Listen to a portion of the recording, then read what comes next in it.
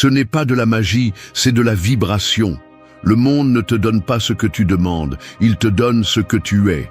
Tu peux prier, supplier, écrire des affirmations 1000 fois, mais si intérieurement tu vis dans le chaos, l'anxiété, la culpabilité ou le besoin, c'est exactement ce que tu vas continuer à attirer. L'univers n'écoute pas tes mots, il capte ta fréquence. Beaucoup veulent de l'argent sans discipline, de l'amour sans amour-propre, du succès sans effort, de la santé sans respect pour leur corps. Ils veulent tout, mais sans être rien. Et c'est pour cela qu'ils perdent tout, parce que l'extérieur ne soutient jamais ce que l'intérieur ne peut pas gérer.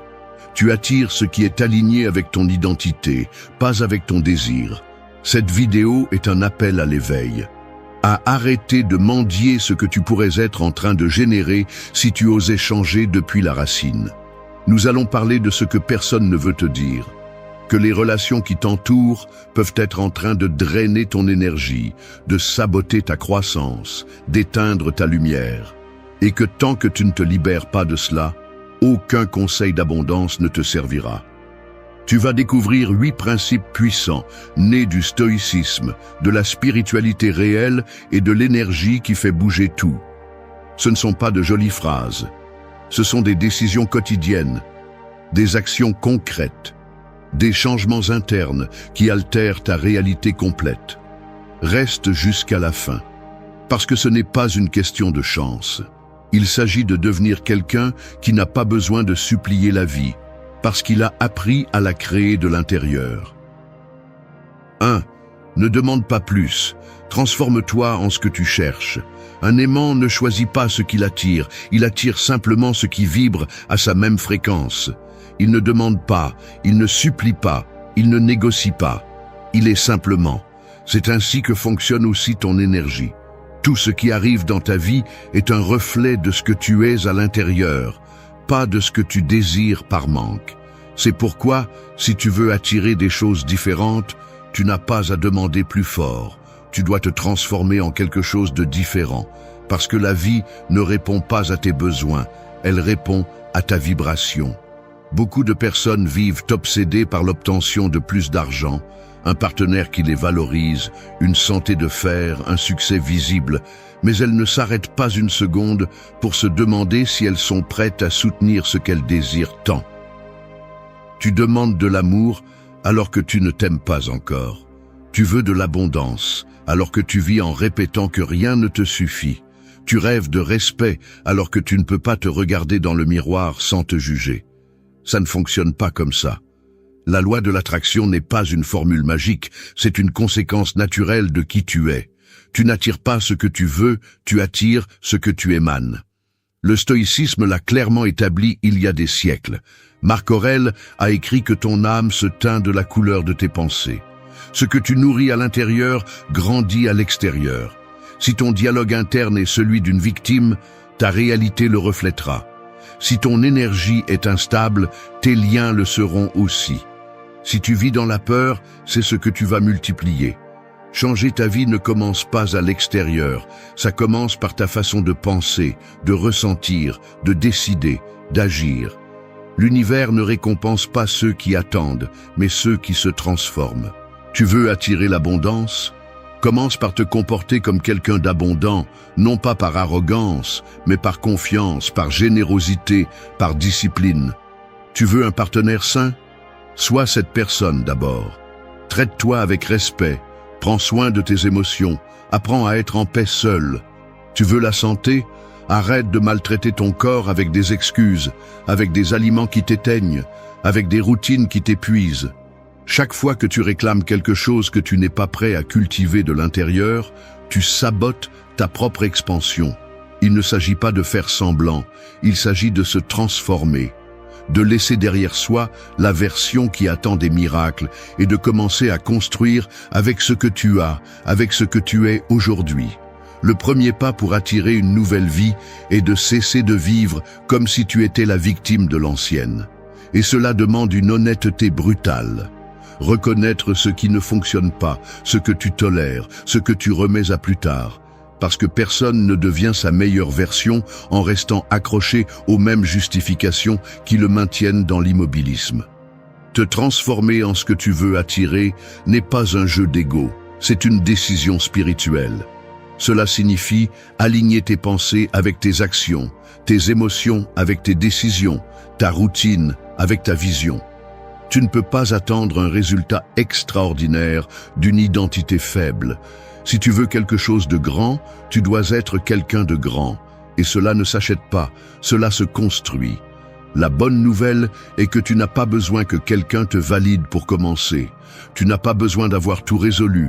Tu as juste besoin de volonté, de courage et d'un véritable engagement envers toi-même. Parce que quand tu changes, tout change. Quand tu deviens paix, tu attires la paix. Quand tu deviens puissance, tu attires la puissance. Quand tu deviens vérité, tout ce qui est faux tombe de lui-même. C'est le moment d'arrêter de regarder à l'extérieur et de commencer à te modeler de l'intérieur. Tu ne demandes pas par nécessité, tu attires par cohérence. Transforme-toi et le reste viendra de lui-même. 2. Choisis ta fréquence avant de réagir au monde. Chaque matin, en te réveillant, tu as 2 options.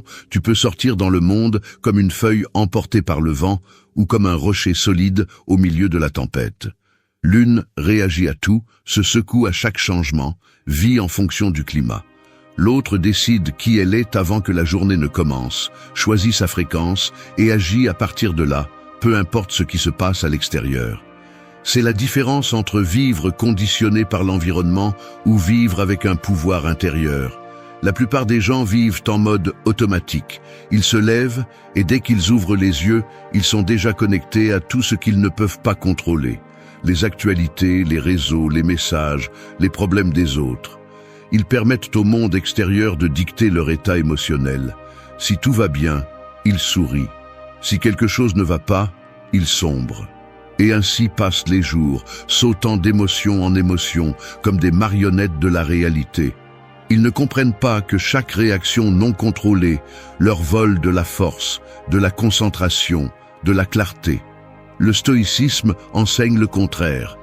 Épictète disait que ce ne sont pas les choses qui nous perturbent, mais l'opinion que nous avons d'elles. Autrement dit, ce n'est pas ce qui se passe qui te détruit, c'est la façon dont tu décides de l'interpréter. Si tu ne choisis pas ta fréquence avant de te confronter au monde, le monde va t'imposer la sienne. Et c'est là que tu perds. Parce qu'au lieu de diriger ta vie, tu deviens l'esclave de tes impulsions et des circonstances. Les gens forts ne sont pas ceux qui ne ressentent rien, ce sont ceux qui décident d'où ils veulent agir. Celui qui veut la paix la cultive de l'intérieur avant que la journée ne l'exige. Celui qui veut le succès s'aligne sur son but avant que le chaos ne le détourne de sa route. Celui qui veut l'amour le pratique avec lui-même avant de l'exiger à l'extérieur. Cette fréquence ne se trouve pas, elle se construit. Ce n'est pas une émotion passagère, c'est une décision quotidienne. Choisir ta fréquence signifie arrêter de réagir comme un réflexe et commencer à répondre comme un choix. Cela signifie que, même si le monde crie, tu peux garder ton calme, que même si quelqu'un te provoque, tu choisis de ne pas baisser ton niveau, que même s'il y a du bruit, tu continues à écouter ton but. Non pas parce que tu es indifférent, mais parce que tu as appris à protéger ton énergie comme le bien le plus précieux que tu possèdes. Parce que c'est le cas. Chaque fois que tu cèdes ta paix pour une provocation, tu vends ton pouvoir pour des miettes. Cela ne s'obtient pas avec de belles phrases ou de bonnes intentions. Cela s'entraîne. Avec le silence, avec l'autoréflexion, avec des habitudes, avec des rituels qui renforcent ta vision avant de sortir pour la bataille quotidienne. Tu ne peux pas avoir une vie concentrée si tu commences la journée distrait. Tu ne peux pas avoir des relations saines si tu es toi-même réactif et changeant. Tu ne peux pas construire une réalité solide si ton énergie dépend de ce que les autres disent ou font. Choisis ta fréquence comme quelqu'un qui se prépare à affronter une guerre, parce que la vie, parfois, l'est. Mais si tu décides comment tu veux ressentir, penser et agir, rien ni personne ne pourra te sortir de ton centre. Le monde peut être imprévisible, mais tu n'as pas à l'être. Tu peux t'entraîner à être constant, serein, fort et ferme. Et cela, dans ce monde chaotique, est déjà une forme de révolution. Avant de parler, choisis ton ton. Avant d'agir, choisis ton intention. Avant de réagir, rappelle-toi qui tu es. C'est la véritable liberté, non pas celle qui attend que tout aille bien pour être en paix, mais celle qui crée la paix même quand tout brûle. Lorsque tu choisis ta fréquence, tu cesses de faire partie du bruit et tu deviens une partie du changement. 3.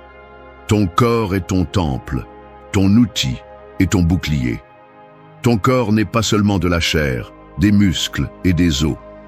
C'est le véhicule qui transporte ton âme à travers cette vie. C'est ta maison, ton refuge, ton armure. Prétendre avancer vers une vie extraordinaire avec un corps ignoré, abandonné ou maltraité, c'est comme essayer de traverser l'océan dans un bateau cassé. Tu peux avoir la vision la plus claire, l'esprit le plus puissant, l'âme la plus lumineuse, mais si ton corps ne te soutient pas, tout s'effondre tôt ou tard. Il ne s'agit pas de t'obséder avec l'esthétique ou de suivre des tendances vides. Il s'agit de respect, de comprendre que ton énergie, ta présence, ta clarté mentale, ta discipline et ta vibration sont construites sur l'état de ton corps. Un esprit brillant ne peut pas vivre dans un corps éteint. Et même si tu veux manifester l'abondance, le succès ou l'amour, si tu ne prends pas soin du conteneur qui te permet de les expérimenter, tu te sabotes de l'intérieur. Beaucoup parlent de spiritualité, d'énergie, d'attirer ce qu'ils désirent, mais ils vivent en nourrissant leur corps avec la première chose qu'ils trouvent, en dormant mal, en ignorant le mouvement, en accumulant des toxines physiques et émotionnelles, en croyant que tout se résout avec l'intention. Non, l'intention sans action ne transforme pas. Et prendre soin de ton corps est une action concrète d'amour de soi, de pouvoir et de responsabilité. Les stoïciens n'étaient pas étrangers à cela. Ils pratiquaient la discipline non seulement mentale, mais aussi physique.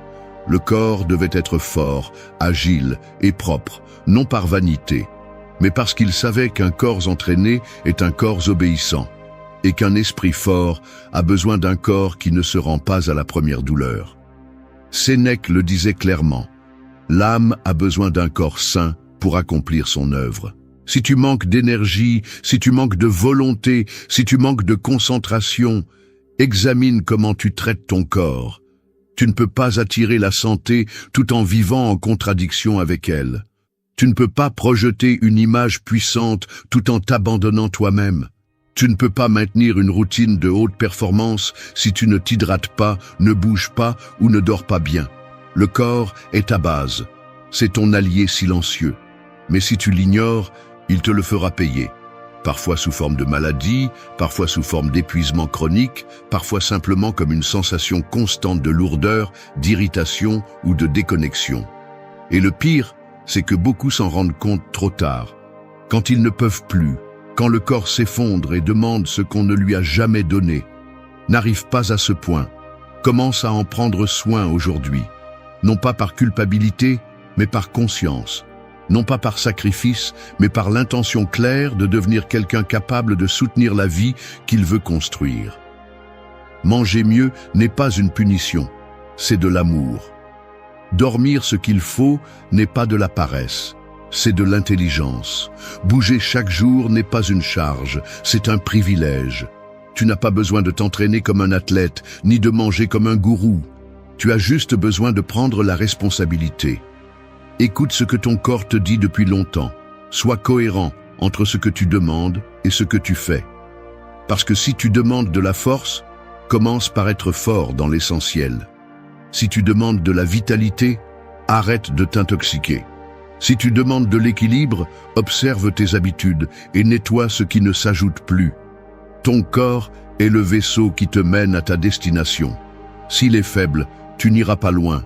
Si tu en prends soin, si tu le renforces, si tu le respectes, aucune tempête ne pourra te couler, parce que tu seras prêt à affronter n'importe quel défi avec présence, clarté et détermination. Celui qui a un corps aligné avec son âme a déjà gagné la moitié du chemin. 4. Visse avec cohérence, même quand personne ne te regarde. Un bâtiment ne s'effondre pas parce qu'un jour il manque une brique. Il s'effondre parce que pendant des années, il a été construit sans plan solide, sans fondation solide, avec des matériaux de mauvaise qualité. Il en va de même pour une vie sans cohérence. Elle ne tombe pas d'un coup, elle se fissure en silence, chaque fois que tu décides d'être une chose devant les autres, et une autre quand personne ne te regarde. L'incohérence interne est une fissure qui au début semble inoffensive, mais qui tôt ou tard détruit tout. Vivre avec cohérence n'est pas une vertu décorative. C'est une nécessité fondamentale si tu veux la paix, le pouvoir et un progrès réel. Il est facile de se montrer fort sur les réseaux sociaux, de prêcher des valeurs devant les autres, de feindre la discipline quand il y a du public.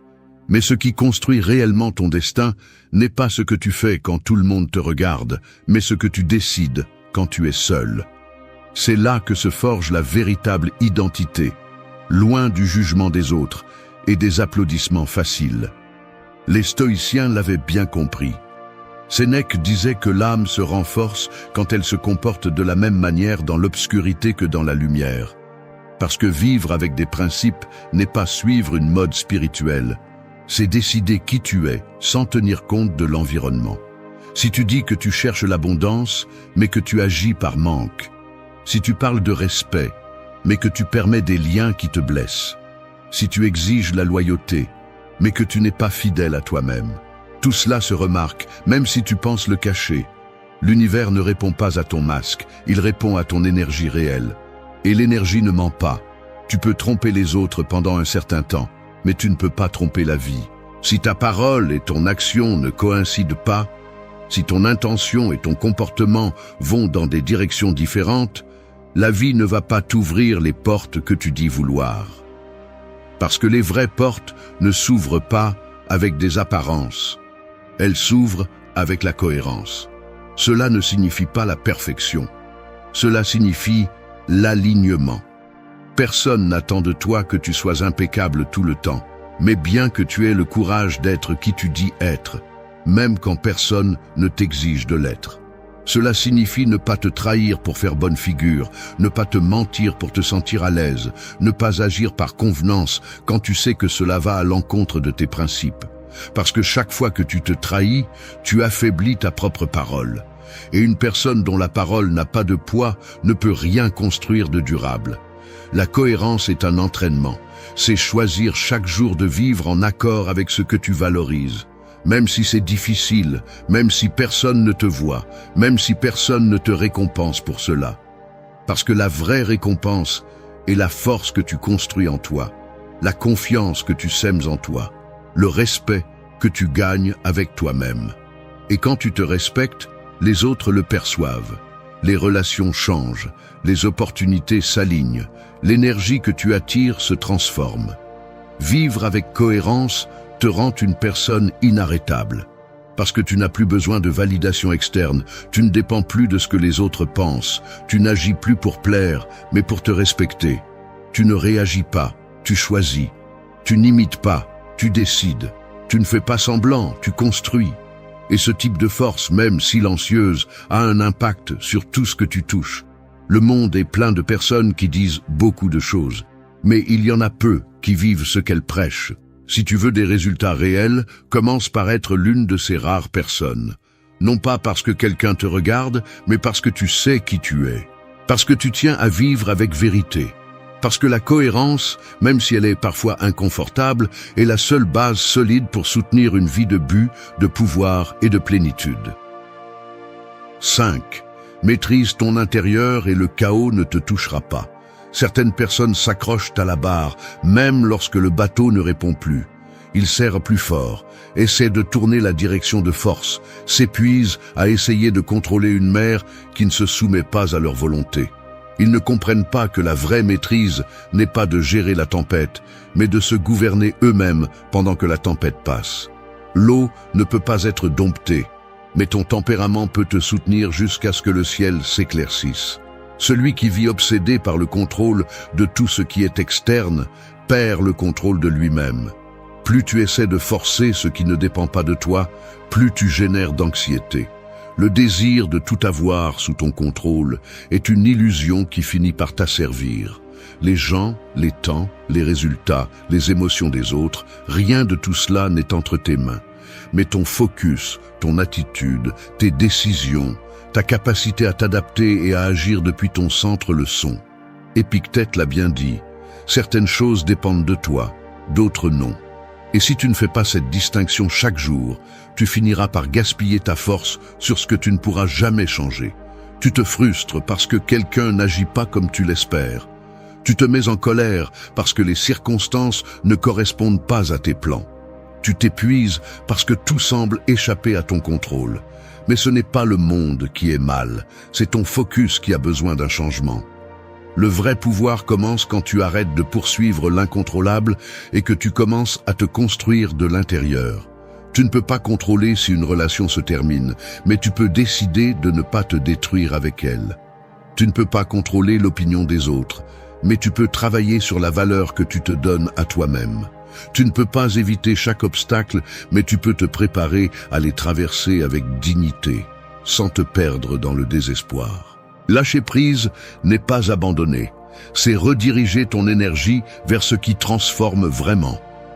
Pendant que tu es occupé à essayer de changer l'autre, le temps t'échappe sans que tu aies changé quoi que ce soit en toi.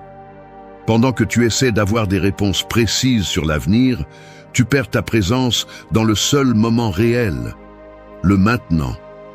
Pendant que tu te débats avec l'imprévisible, tu oublies que ta force est à l'intérieur, pas à l'extérieur. Beaucoup vivent brisés parce qu'ils n'ont pas appris à lâcher prise. S'accrocher à ce qui ne peut plus être soutenu ne fait que prolonger la douleur. Ils ont besoin de certitudes absolues, de résultats garantis, de personnes constantes, et cela n'existe pas. La vie est mouvement, incertitude, changement. Mais cela n'est pas une menace si tu as une base solide.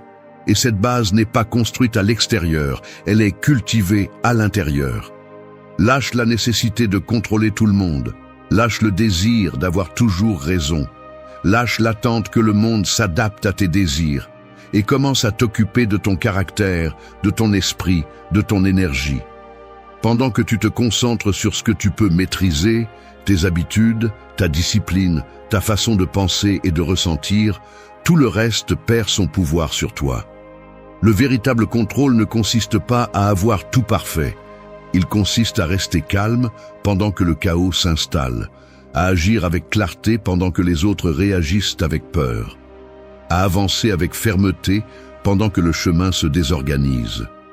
Le contrôle n'est pas dans ce que tu tiens fermement, mais dans ce que tu peux lâcher avec sagesse. Car celui qui maîtrise son intérieur ne sera jamais victime de l'extérieur. Quand tu comprendras cela, tu n'auras pas besoin de contrôler le monde. Il te suffira de te contrôler toi-même. Et à partir de ce centre, de cet équilibre, tout le reste devient gérable. Ce qui te semblait impossible devient sans importance. Ce qui te pèse aujourd'hui perd son poids. Parce qu'il ne s'agit plus de ce qui se passe à l'extérieur, mais de qui tu as choisi d'être à l'intérieur. 6. Purifie ton énergie des plaintes, des reproches et des excuses. La rivière cristalline peut se transformer en marais si elle n'est pas nettoyée. Peu importe la force du courant, si l'eau est pleine de boue, de branches et de débris, sa force stagne, sa beauté se perd, sa vie s'éteint. Il en va de même pour ton énergie. Tu peux avoir du talent, de bonnes intentions, des objectifs clairs, mais si tu portes des plaintes, des reproches et des excuses, tu vas stagner. Car ces déchets émotionnels ne contaminent pas seulement ce que tu fais, ils bloquent aussi ce que tu attires. Se plaindre est l'une des habitudes les plus destructrices qui existent. Cela semble inoffensif, mais chaque fois que tu le fais, tu renforces ton impuissance. Chaque plainte est un message direct à ton esprit qui dit « Je ne peux pas changer cela ». La répétition le transforme en croyance, et la croyance en destin. Il ne s'agit pas d'ignorer les problèmes, mais d'arrêter de les nourrir avec ta voix. Parler du problème encore et encore ne le résout pas, il ne fait que l'enraciner davantage en toi. La culpabilité, en revanche, est une encre invisible. Elle te lie au passé, t'empêche d'avancer, te fait porter des poids que tu ne peux plus changer. Si tu as fait quelque chose de mal, répare ce que tu peux, apprends la leçon et continue à marcher. Mais traîner la culpabilité comme une identité ne fait que user ton estime de toi et te laisse coincé dans un cycle d'auto-punition. La culpabilité sans action n'est qu'un poison lent qui ronge l'âme de l'intérieur. Et les excuses sont le déguisement élégant de la peur. Quand tu dis « je n'ai pas le temps, je ne sais pas comment, c'est comme ça que je suis », ce que tu dis vraiment c'est « je ne suis pas prêt à affronter le changement ». Les excuses semblent logiques, mais elles sont ennemies de la croissance. Elles te donnent une sortie rapide à court terme, mais à long terme elles te condamnent à vivre en dessous de ton véritable potentiel. Les stoïciens étaient radicaux à ce sujet. Ils ne perdèrent pas de temps à se lamenter, à blâmer ou à se justifier. Ils comprenaient que la seule chose que tu peux contrôler est ta réponse. Si quelque chose a mal tourné, ils apprenaient. Si quelque chose les blessait, ils y faisaient face. Si quelque chose les dépassait, ils acceptaient avec dignité. La pureté de leur énergie venait de leur capacité à ne pas s'accrocher au bruit interne. Ils ne portaient pas plus que nécessaire. Ils ne nourrissaient pas l'esprit avec des déchets émotionnels. Purifier ton énergie est une décision quotidienne. Cela ne se produit pas une fois, et c'est tout. Chaque jour, tu auras des raisons de te plaindre, de te blâmer ou de t'excuser. Mais chaque jour, tu as aussi la possibilité de choisir une réponse différente, de changer le langage avec lequel tu parles de toi, d'assumer la responsabilité sans te punir, de prendre des décisions inconfortables mais nécessaires pour avancer plus légèrement. Tu ne peux pas construire une vie puissante avec une énergie sale. Si tu veux de la clarté, nettoie ton esprit. Si tu veux de la force, nettoie ton cœur. Si tu veux de la concentration, nettoie tes paroles. Ce que tu ne nettoies pas s'accumule. Et ce qui s'accumule finit par te contrôler. Commence par t'observer. Fais attention à comment tu parles, comment tu penses, ce que tu répètes. Et chaque fois que tu remarques une plainte, un reproche ou une excuse, remplace-la par une action, par une décision, par une vérité. Purifier n'est pas une faiblesse, c'est une force. C'est avoir le courage de lâcher ce qui ne sert plus, même si c'est en toi. C'est arrêter de vivre en réagissant et commencer à vivre en choisissant. C'est comprendre que ton énergie est ton atout le plus précieux et que la protéger n'est pas de l'égoïsme, c'est de l'intelligence. Parce que lorsque tu nettoies ton intérieur, tout autour de toi commence à s'organiser. Et cet ordre ne vient pas de l'extérieur. Il naît de ta décision de t'élever au-dessus de ce qui te retenait auparavant. 7. Vise aujourd'hui comme la personne que tu veux devenir. Le sculpteur ne commence pas par la forme, il commence par le bloc. Personne ne voit ce qu'il voit au début. Pour les autres, c'est juste une pierre. Mais dans son esprit, la figure finale vit déjà, chaque ligne, chaque détail. Son travail consiste à enlever ce qui est superflu, ce qui gêne, ce qui n'appartient pas à cette vision. C'est ainsi que tu devrais te voir. Comme une œuvre en cours, guidée par une image claire et puissante de qui tu peux devenir, même si le monde ne le voit pas encore. La plupart des gens ne vivent pas avec une vision. Ils vivent en réaction. Ils s'adaptent à leur environnement, répondent à l'urgence, survivent à la journée. Et ainsi passent les années, étant une version réduite de ce qu'ils pourraient être. Ils disent qu'ils veulent plus, mais agissent comme s'ils ne le méritaient pas. Ils attendent que la vie les transforme, sans réaliser que le changement commence lorsqu'ils agissent comme s'ils étaient déjà la personne qu'ils rêvent d'être. Ce n'est pas un jeu de fantaisie, c'est un principe réel. Ton esprit se forme selon ce que tu répètes, ce que tu visualises, ce que tu affirmes par tes actions. Si tu vis connecté à ta version passée, tu continueras à prendre des décisions basées sur la peur, le manque ou le doute. Mais si tu choisis de t'imaginer clairement comme la version la plus forte, la plus consciente, la plus disciplinée de toi-même, ton comportement commence à s'aligner sur cette identité. Les stoïciens comprenaient que l'être humain ne devrait pas aspirer à ce qui est confortable, mais à ce qui est juste. Sénèque parlait de marcher chaque jour vers la vertu, non par obligation, mais par choix. Parce que chaque action façonne le caractère. et ton caractère est ce qui te soutient lorsque le monde s'écroule. Te visualiser comme ta meilleure version n'est pas fuir la réalité, c'est t'engager à un autre niveau. Cette visualisation ne s'agit pas d'avoir plus, mais d'être plus. Plus ferme, plus cohérent, plus engagé. Cela signifie se lever tôt, même si personne ne te voit. Parler avec respect, même si l'autre ne le mérite pas. Prendre soin de toi-même, même si tu es fatigué. Étudier, même si c'est difficile. Cela signifie agir comme agirait cette personne que tu respecterais si tu la voyais de l'extérieur. Il ne s'agit pas de paraître, il s'agit de te construire. Si chaque jour tu fais des pas à partir de l'identité que tu veux incarner, tu finis par devenir cela. Parce que l'identité n'est pas quelque chose de fixe, c'est quelque chose qui se cultive avec la répétition, l'intention, le renoncement. Tu dois cesser d'être qui tu étais pour pouvoir devenir qui tu peux être. Et cela implique de te mettre mal à l'aise, de lâcher de vieilles habitudes, d'assumer des décisions qui souvent ne sont pas applaudies, mais que tu sais te rapprocher de cette image mentale qui te guide. Tu n'as pas besoin que l'environnement change pour commencer. Tu n'as pas besoin de tout résoudre. Tu as juste besoin de commencer à bouger avec détermination.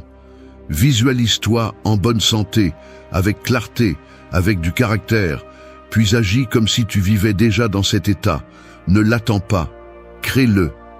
Parce qu'attendre est passif, et agir à partir de la vision est un leadership personnel. Il n'y a pas de transformation sans intention, et il n'y a pas d'intention sans une image ferme de là où tu vas. Ta meilleure version n'est pas aussi loin qu'elle semble, mais elle ne viendra pas seule. Tu dois l'appeler avec chaque habitude, chaque pensée, chaque limite que tu établis, chaque décision que tu prends quand personne ne t'oblige à le faire. Tu es le sculpteur de toi-même. Et chaque jour que tu passes sans agir comme cette version que tu rêves, tu donnes forme à l'oubli. Mais si tu restes ferme, si tu vis à partir de la vision et non de l'excuse, viendra le moment où ce que tu as imaginé sera ce que les autres voient. Et à ce moment-là, tu ne seras plus en train d'agir, tu seras en train d'être. Dans un monde où tout le monde réagit, garder son calme est un acte de rébellion. La plupart des gens répondent avec colère, peur ou anxiété à toute provocation, mais celui qui reste serein détient un pouvoir que peu comprennent. La tranquillité n'est pas passivité, c'est contrôle. Ce n'est pas se rendre, c'est choisir quand bouger et quand rester silencieux pendant que tout brûle autour.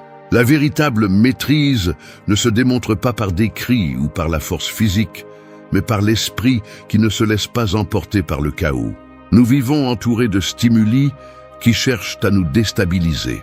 Des personnes qui provoquent, des situations qui confondent, des émotions qui nous poussent à réagir sans réfléchir. Mais chaque fois que tu choisis de ne pas répondre, chaque fois que tu observes avant d'agir, tu deviens plus fort.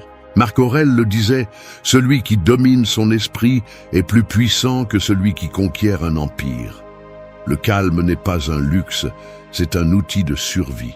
C'est la différence entre agir avec un but ou te laisser manipuler par l'environnement. Parce que pendant que le monde se désorganise, tu peux transformer le silence en stratégie, la patience en avantage et la sérénité en pouvoir. Cette vidéo est un guide pour cela, pour entraîner ton esprit à garder son centre quand tout s'effondre, pour transformer le chaos en clarté, pour transformer la provocation en discipline. Ici, on ne parle pas de faiblesse, on parle de contrôle, d'un esprit qui ne cherche pas à imposer mais à comprendre, d'une force qui ne crie pas mais que tout le monde ressent. Parce que celui qui parvient à se maîtriser a déjà gagné la bataille la plus importante, celle qui se livre à l'intérieur de soi-même. Contrôle l'impulsion avant de réagir. L'impulsion est comme une étincelle qui tombe sur de l'essence. Un instant suffit pour que tout s'embrase. Un mot mal prononcé, un regard que tu n'attendais pas, une critique injuste. Tu réagis, tu réponds, tu cries, et quand le feu s'éteint, il ne reste que la fumée du regret. Apprendre à maîtriser l'impulsion, c'est comme apprendre à contenir cette étincelle avant qu'elle ne détruise ce que tu as mis tant de temps à construire. Le véritable contrôle ne réside pas dans ce que tu fais, mais dans ce que tu choisis de ne pas faire. Nous vivons à une époque où la réaction est immédiate. On nous a appris à répondre avant de réfléchir, à nous défendre, même si personne ne nous attaque, à sentir que se taire est perdre. Mais le stoïcien sait que tout ne mérite pas une réponse, que tout combat ne vaut pas l'énergie qu'il demande. Chaque fois que tu choisis de ne pas réagir, tu te libères d'être contrôlé par les autres. Celui qui te provoque cherche à manipuler ton esprit, veut te voir tomber dans son jeu, et quand tu tombes, tu abandonnes le contrôle que tu as juré de conserver. Sénèque disait que la colère, si elle n'est pas contenue, est plus nuisible que l'offense qui la provoque. Et il avait raison. Combien de fois une réaction impulsive a-t-elle détruit une opportunité, une relation ou ta propre paix? Contrôler l'impulsion, ce n'est pas se réprimer, c'est choisir consciemment ta réponse. C'est observer l'émotion sans être emporté par elle. Quand quelqu'un t'insulte, ce n'est pas l'insulte qui te blesse, mais ce que tu décides de penser à son sujet. Si tu réponds avec fureur, tu te perds toi-même. Si tu gardes ton calme, tu conserves ton pouvoir. Maîtriser l'impulsion nécessite de la pratique. Commence par reconnaître ce que tu ressens avant d'agir.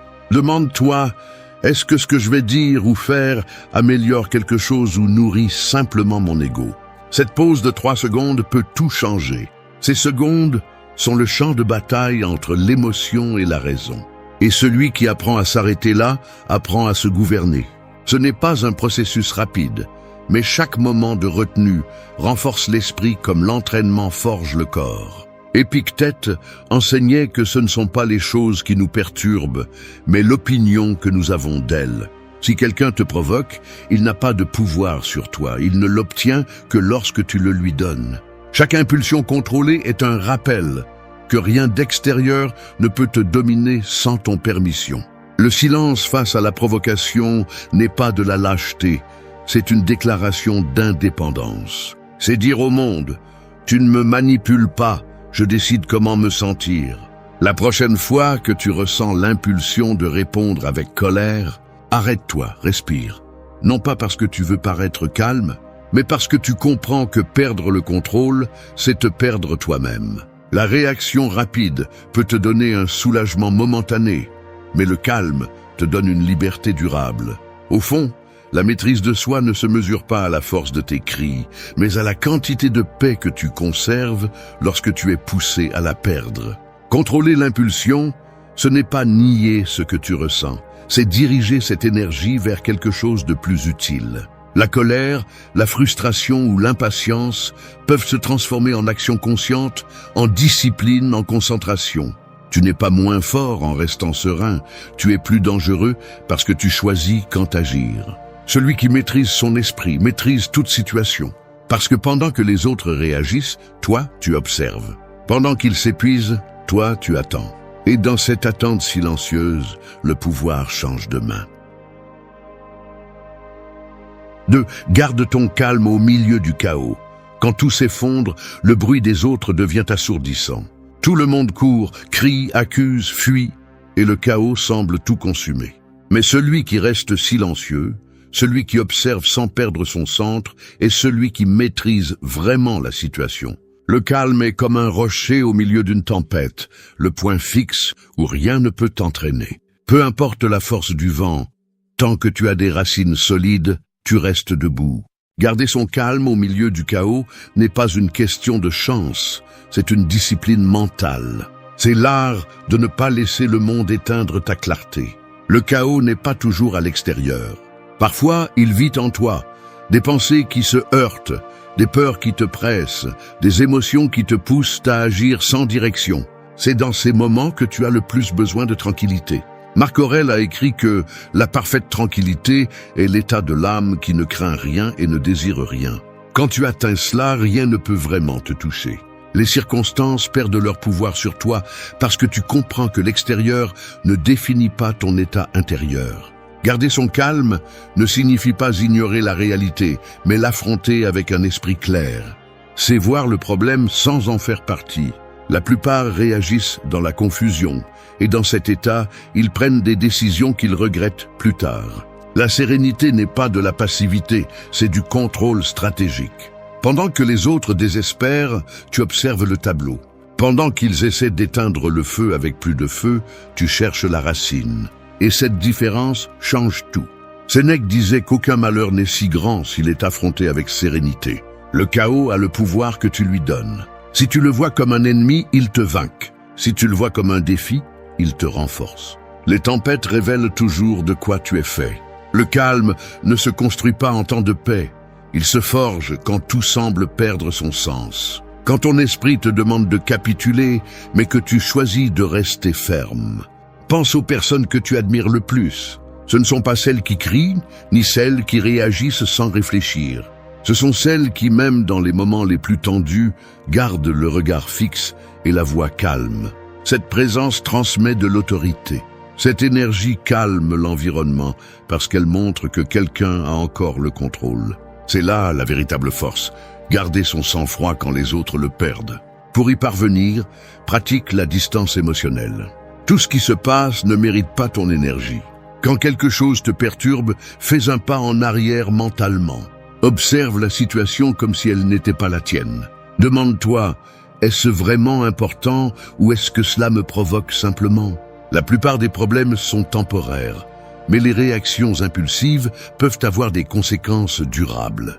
Chaque seconde que tu choisis de ne pas te laisser perturber, tu renforces ton contrôle intérieur. Le chaos ne peut pas être éliminé, mais il peut être traversé. Et pour cela, tu as besoin de concentration. Respire, priorise, décide ce qui mérite ton attention et ce qui ne le mérite pas. Personne ne peut rester calme si son esprit est plein de distractions.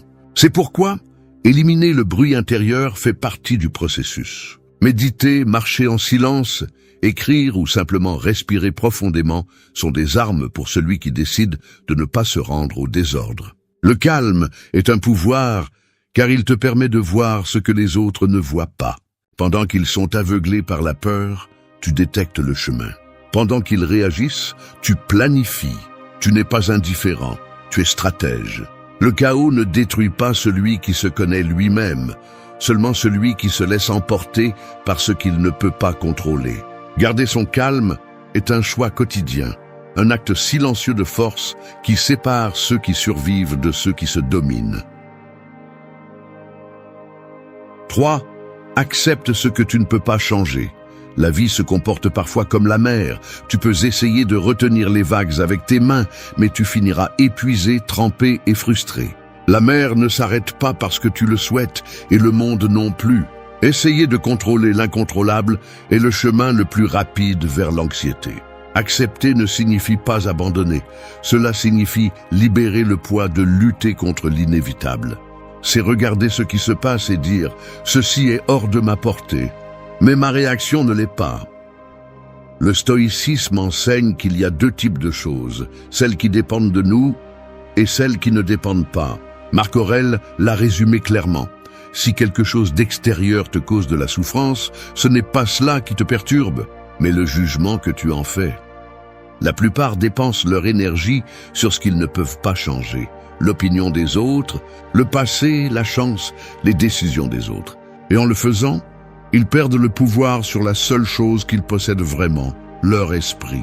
Accepter ce que tu ne peux pas changer n'est pas te résigner, c'est reprendre le contrôle sur toi. C'est comprendre que certaines portes se ferment parce qu'elles n'étaient pas destinées à s'ouvrir, que certaines personnes partent parce que leur rôle dans ton histoire est terminé et que certaines erreurs étaient nécessaires pour te rendre plus conscient. L'acceptation ne fait pas mal parce que le monde est cruel. Elle fait mal parce que ton ego résiste à ne pas avoir le contrôle. Mais quand tu arrêtes de lutter contre ce qui ne dépend pas de toi, tu trouves la paix. Sénèque disait que le destin guide celui qui l'accepte et traîne celui qui résiste. Si tu t'opposes à la réalité, tu te briseras. Si tu coules avec elle, tu apprendras. Le calme arrive quand tu comprends que rien d'extérieur ne peut te détruire, seulement ce que tu permets en toi. Accepter ne signifie pas ne pas agir. Cela signifie agir sans dépendre du résultat. Cela signifie faire de ton mieux, sachant que le reste n'est pas entre tes mains. C'est la différence entre l'anxiété et la sérénité. Quand une situation te frustre, répète mentalement « Cela dépend-il de moi ou non ?» Si cela ne dépend pas de toi, laisse-le partir. Si cela dépend de toi, agis. Cette pensée te fera économiser des heures de tempête interne. Celui qui n'accepte pas l'inévitable vit en combattant des fantômes. Il se met en colère contre le trafic, la pluie, les gens, la vie elle-même, et finit épuisé. En revanche, celui qui accepte ce qu'il ne peut pas changer marche léger, sans poids inutile, sans se fatiguer pour ce qu'il ne peut pas contrôler. Épictète enseignait que le sage accepte la réalité comme un soldat accepte les ordres, sans se plaindre, sans dramatiser, sachant qu'il ne comprendra pas toujours le but, mais que chaque chose a sa fonction. L'acceptation est une forme d'humilité. Elle te rappelle que tu n'es pas le centre de l'univers, qu'il y a un ordre supérieur dans lequel tout s'insère, même ce qui semble maintenant injuste ou incompréhensible. Apprendre à accepter ce que tu ne peux pas changer est l'une des formes les plus pures de liberté. Parce que pendant que les autres essaient de manipuler le vent, tu apprends à ajuster tes voiles. Alors qu'ils se frustrent de ce qui n'a pas tourné comme ils l'espéraient, tu avances calmement, en t'adaptant, sans perdre ton centre. L'acceptation ne t'affaiblit pas, elle te rend invincible. Parce que celui qui accepte ne craint plus. Et celui qui ne craint plus vit en paix. 4. Parle avec sérénité, pas avec colère. Les mots sont comme des flèches. Une fois que tu les lances, il n'y a aucun moyen d'arrêter leur trajectoire. Tu peux demander pardon, tu peux essayer de réparer les dégâts, mais la blessure reste. Parler avec colère, c'est tirer sans viser. C'est libérer le poison qui empoisonne d'abord ton propre esprit. En revanche, parler avec sérénité, c'est choisir avec précision chaque mot. C'est utiliser la voix comme un outil d'équilibre et non comme une arme de destruction. Nous vivons à une époque où tout le monde veut avoir le dernier mot. Les conversations ne sont plus des échanges, elles sont des combats. Chacun veut prouver qu'il a raison, que l'autre a tort, que son opinion est la plus valable. Mais quand tu parles calmement, tu brises ce cycle. Parce que la sérénité désarme. Il ne s'agit pas de se taire, mais de parler à partir du contrôle, pas de l'impulsion. Un esprit tranquille s'exprime clairement, tandis qu'un esprit agité ne fait que réagir. Marc Aurèle disait que la meilleure vengeance est de ne pas être comme ton ennemi. Quand quelqu'un te provoque avec des mots, il cherche à te tirer à son niveau. Il attend ta colère, ton cri, ton débordement. Mais si tu choisis de répondre avec sérénité, le pouvoir change de main. Celui qui garde le contrôle de son ton, garde le contrôle de la situation. Le calme a une force silencieuse qui laisse sans argument celui qui cherche le conflit. Tu n'as pas besoin de crier pour être entendu. Tu as besoin de parler à partir de la maîtrise de toi-même. Parler avec sérénité ne signifie pas être faible ou soumis. Cela signifie avoir la maturité suffisante pour ne pas laisser tes émotions décider pour toi. C'est savoir quand répondre et quand le silence vaut plus que toute explication. Parfois, la réponse la plus puissante est simplement de ne pas réagir. Parce que toutes les batailles ne se gagnent pas en parlant. Certaines se gagnent en ne tombant pas dans la provocation. Sénèque avertissait que la colère commence par la folie et se termine par le regret. Et combien de fois nous l'avons vérifié? Une dispute enflammée, un mot déplacé, une réponse impulsive et ensuite le silence gênant du « je n'aurais pas dû dire ça ». La sérénité te sauve de ce remords. Elle te donne de l'espace pour penser avant de parler, pour observer ce que tu ressens et décider si cela vaut vraiment la peine de l'exprimer. Pratiquer la sérénité en parlant nécessite de la conscience. Il ne s'agit pas de supprimer ce que tu ressens, mais de le canaliser avec sagesse. Si quelqu'un t'attaque verbalement, arrête-toi une seconde et pense « veux-tu avoir raison ou veux-tu avoir la paix ?» La plupart des gens réagissent par orgueil, pas par nécessité. Mais celui qui cherche la paix choisit ses mots avec précision. Chaque mot calme est une preuve de pouvoir intérieur, une preuve de maîtrise de soi. Épictète enseignait que tu ne peux pas contrôler ce que les autres disent, mais tu peux contrôler comment tu réponds. La sérénité dans tes mots reflète la sérénité dans ton esprit. Et quand ton esprit est calme, ta voix transmet de l'autorité sans avoir besoin d'élever le ton. Les gens t'écoutent parce qu'ils ressentent ta stabilité, pas parce que tu leur imposes la peur. Parler avec sérénité est un acte d'intelligence émotionnelle. C'est utiliser la parole non pour gagner, mais pour comprendre, pour construire, pour préserver la paix intérieure. Quand tu choisis le calme plutôt que la colère, tu deviens non seulement plus sage, mais aussi plus libre. Parce que celui qui n'a pas besoin de crier pour être entendu, maîtrise déjà un art que peu comprennent. L'art de garder l'esprit ferme alors que le monde perd le sien. 5. Transforme le chaos en force. Le chaos est comme le feu. Il détruit ce qui n'est pas solide, mais il forge aussi ce qui est capable de résister. Il peut consumer ou purifier. Tout dépend de ce que vous en faites. La plupart des gens fuient le chaos, le craignent, le maudissent, sans comprendre que là, dans ce désordre, se cache l'opportunité de se renforcer. Le feu brûle celui qui se plaint, mais il trempe celui qui décide de supporter la chaleur et d'apprendre de lui. Dans la vie, le chaos arrive sans demander la permission. Une perte, une trahison, un changement inattendu. Vous ne pouvez pas l'éviter, mais vous pouvez décider de ce que vous en faites. Les stoïciens ne cherchaient pas à éliminer la souffrance, mais à la transformer. Ils savaient que la douleur, lorsqu'elle est affrontée avec sagesse, devient du pouvoir. Sénèque disait qu'il n'y a pas de vent favorable pour celui qui ne sait pas à quel port il se dirige. Au milieu du chaos, celui qui se connaît lui-même trouve une direction, celui qui ne le fait pas se perd dans la tempête. Le chaos ne détruit pas les gens, il les révèle. Il met en lumière leur caractère, leur trempe, leur force ou leur faiblesse. Quand tout va bien, n'importe qui peut paraître sage. Mais quand tout s'effondre, c'est là que se mesure celui qui a vraiment le contrôle de son esprit. Le chaos n'est pas l'ennemi, c'est le maître. Il vous montre ce que vous ne maîtrisez pas encore, ce que vous devez encore travailler en vous. Si vous le rejetez, vous répétez la leçon. Si vous le confrontez, vous évoluez. Marc Aurèle écrivait dans ses méditations que l'action qui se met en travers du chemin devient le chemin. C'est l'essence de la maîtrise intérieure.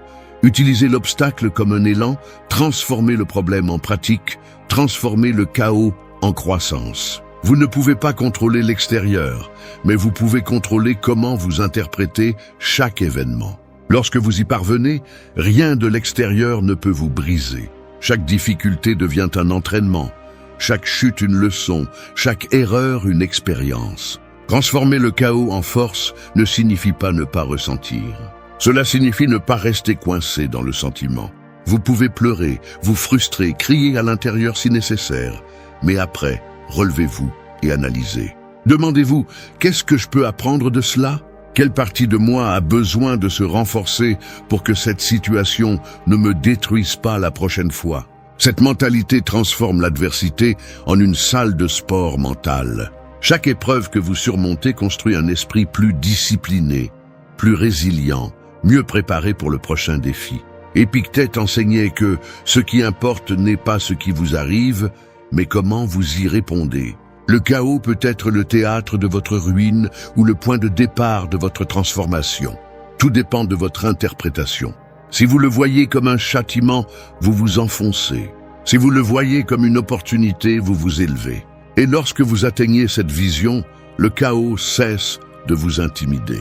Vous commencez à voir que rien de l'extérieur ne peut vous enlever votre équilibre tant que vous maintenez le contrôle interne. La force ne se construit pas dans le confort, elle se forge dans l'inconfort. Personne ne devient sage en des jours faciles. Chaque défi, chaque coup émotionnel, chaque déception est une leçon déguisée. Lorsque vous acceptez le chaos et l'utilisez comme un outil, la peur disparaît. Vous commencez à comprendre que tout, même le plus douloureux, a un but. Le chaos ne vient pas pour vous détruire. Il vient pour tester si ce que vous dites avoir appris, vous l'avez vraiment intériorisé. Transformer le chaos en force est l'essence du stoïcisme appliqué. C'est prendre ce que la vie vous lance et le transformer en partie de votre croissance. Non pas parce que vous êtes insensible à la douleur, mais parce que vous avez appris à l'utiliser. La prochaine fois que la vie se désordonne, ne cherchez pas à fuir. Restez, observez et demandez-vous ce qu'elle essaie de vous enseigner. 6. Lâche les attentes des autres. Vivre pour répondre aux attentes des autres, c'est comme courir une course avec les chaussures de quelqu'un d'autre. Tu avances peut-être, mais chaque pas fait mal. La pression de s'intégrer, de plaire, de ne pas décevoir, te vole ta tranquillité plus rapidement que n'importe quelle adversité. Tu passes ta vie à essayer d'être suffisant pour tout le monde. Et sans t'en rendre compte, tu finis vide, sans savoir qui tu es vraiment. Lâcher les attentes des autres n'est pas de la rébellion, c'est de la libération. C'est retrouver la voie que le bruit du monde t'a fait oublier. Depuis notre plus jeune âge, on nous apprend à chercher l'approbation.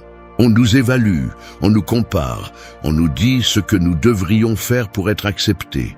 Mais il arrive un moment où ce besoin de plaire devient une cage invisible. Chaque fois que tu vis pour le regard des autres, tu donnes ton pouvoir. Le stoïcisme enseigne que tu ne peux contrôler l'opinion des autres, seulement tes actions et tes jugements. Marc Aurèle l'a dit clairement, si quelque chose d'extérieur te perturbe, ce n'est pas cela qui t'affecte, mais l'idée que tu t'en fais. Et cette idée est souvent le désir d'être vu d'une certaine manière. Le problème de vivre pour les attentes externes est que tu ne finis jamais de les satisfaire. Aujourd'hui, ils t'approuvent. Demain, ils te critiquent. Et si tu bases ta valeur sur cela, ta paix dépendra des caprices des autres. Lâche ce fardeau. Personne n'a le droit de dicter comment tu dois vivre ta vie. La tranquillité arrive quand tu arrêtes de chercher la validation et commences à agir en cohérence. Ce que les autres pensent de toi ne t'appartient pas. Ce que tu penses de toi, oui. Sénèque disait que celui qui vit selon l'opinion des autres ne vit pas, il agit. Chaque fois que tu fais quelque chose juste pour t'intégrer, tu abandonnes une partie de toi. La sérénité naît lorsque tu arrêtes de chercher l'approbation et commences à chercher la vérité. Pas la vérité du monde, mais la tienne. Ce qui résonne vraiment avec toi, ce qui te donne un sens, ce qui te fait ressentir la paix, même si les autres ne le comprennent pas. Parce que vivre en paix ne signifie pas avoir tout sous contrôle, mais ne pas dépendre de ce que tu ne peux pas contrôler. Les attentes, les jugements et les opinions. Te libérer des attentes des autres ne signifie pas devenir indifférent. Cela signifie privilégier l'authenticité à l'acceptation. Apprendre à dire non sans se sentir coupable, à suivre ton propre rythme sans te comparer à personne. La société valorise la vitesse, le bruit, l'exposition, mais le stoïcien sait que la véritable force réside en celui qui n'a rien à prouver. Celui qui se connaît ne rivalise pas. Celui qui s'accepte ne cherche pas la validation. Épictète enseignait que si tu veux être libre, tu dois accepter que certaines personnes te jugeront, te malinterpréteront ou te critiqueront. Et cela n'a rien à voir avec toi. La liberté émotionnelle commence lorsque les perceptions externes ne t'affectent plus. Quand tu fais ce que tu crois juste, même si personne ne l'applaudit. Parce que la tranquillité intérieure ne se gagne pas en complaisance. Elle se gagne en étant fidèle à soi-même. Commence à lâcher les attentes des autres chaque fois que tu ressens le besoin de te justifier. Tu n'as pas besoin d'expliquer tes décisions à ceux qui ne marchent pas dans tes chaussures. Si ton but est clair, si ta conscience est en paix, alors tu es sur la bonne voie. Les autres verront ce qu'ils veulent voir, et c'est bien. Tu n'es pas venu au monde pour être compris, tu es venu pour vivre avec un but. Lâcher les attentes des autres est un acte de courage. C'est dire assez aux besoins d'approbation et choisir la sérénité sur l'acceptation sociale. Quand tu arrêtes d'essayer de plaire à tout le monde, tu commences enfin à t'aimer toi-même. Et c'est la forme de liberté la plus profonde. Vivre en paix, sans masque, sans peur, sans avoir à prouver quoi que ce soit.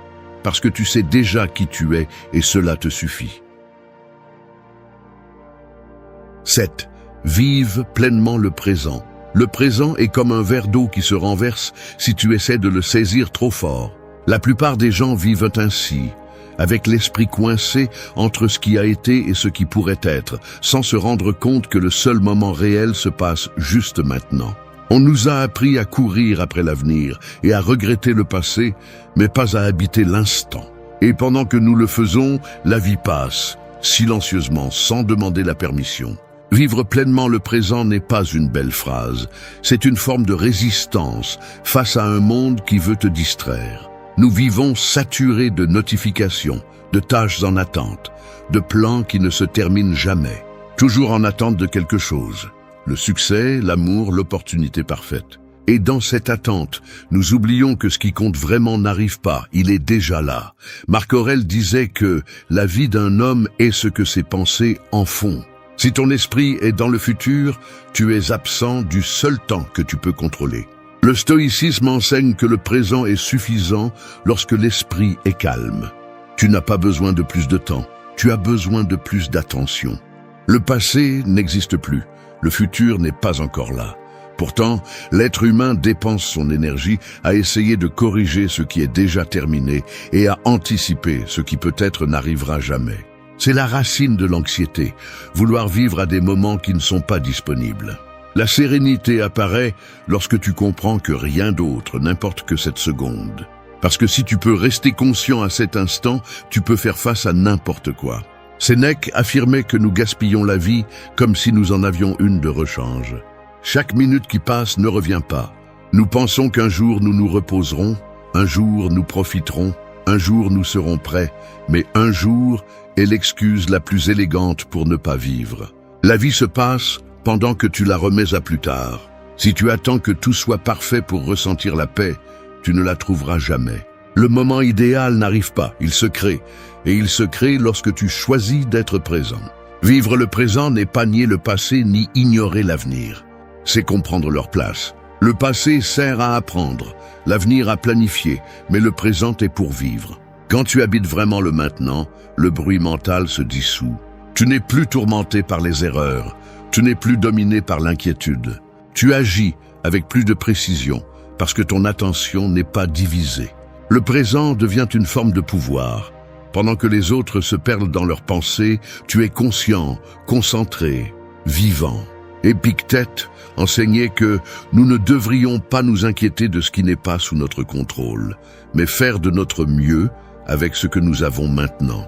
C'est l'essence de la maîtrise intérieure. Le calme ne se trouve pas en fuyant le bruit, mais en apprenant à être silencieux à l'intérieur, même lorsque le monde est chaotique.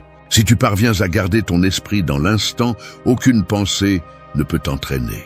L'inquiétude disparaît parce que tu n'es plus en train d'imaginer, tu es en train d'agir.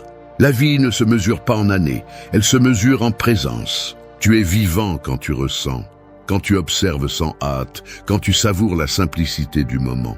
Tu n'as pas besoin qu'il se passe quelque chose d'extraordinaire pour profiter. Tu as besoin d'être suffisamment éveillé pour reconnaître ce que tu as déjà. Vivre pleinement le présent est une pratique de courage. Cela nécessite de rompre avec l'habitude de s'échapper mentalement et de revenir encore et encore à cet instant. Fais-le quand tu manges, quand tu parles, quand tu respires. Ne laisse pas ton esprit vivre ailleurs. Parce que la vraie paix ne se trouve ni dans le lendemain, ni dans ce que tu as perdu hier. Elle est ici, juste maintenant, dans ce moment qui ne reviendra jamais.